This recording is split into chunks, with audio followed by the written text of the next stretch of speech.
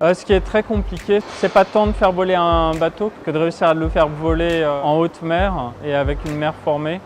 Et aussi être capable de ne pas le faire voler quand on n'a pas du tout envie qu'il vole, quand la mer est forte.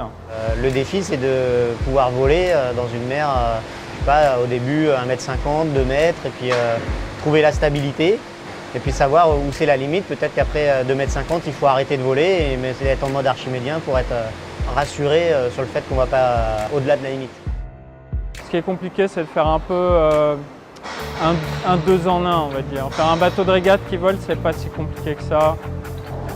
Faire un bateau océanique qui vole, c'est pas trop compliqué, mais le rendre volant et non volant, c'est extrêmement compliqué.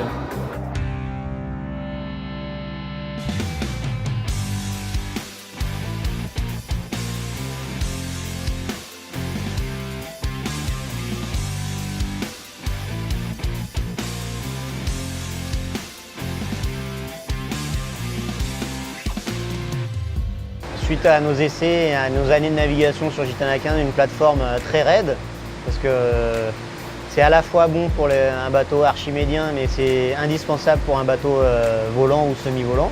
Voilà, le bateau, il faut qu'il se déforme le moins possible. Des volumes de flotteurs assez importants pour le passage à la mer. Ça, c'est quelque chose qui me tenait à cœur, parce que d'avoir son flotteur qui est sans arrêt sous l'eau, c'est pas toujours rassurant. Donc d'en avoir un petit peu plus, ça permet d'avoir une marge de sécurité plus importante.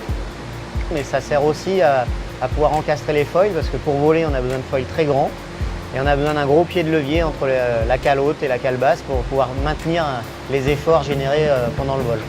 On se rapproche beaucoup des carènes qu'on a pu voir lors de la dernière Coupe de l'América. Team New Zealand notamment avait des carènes très étroites, ce qui permet de diminuer la traînée, mais avec des fonds très plats, ce qui permet de générer énormément de portance et donc d'aider le bateau dans les phases de décollage.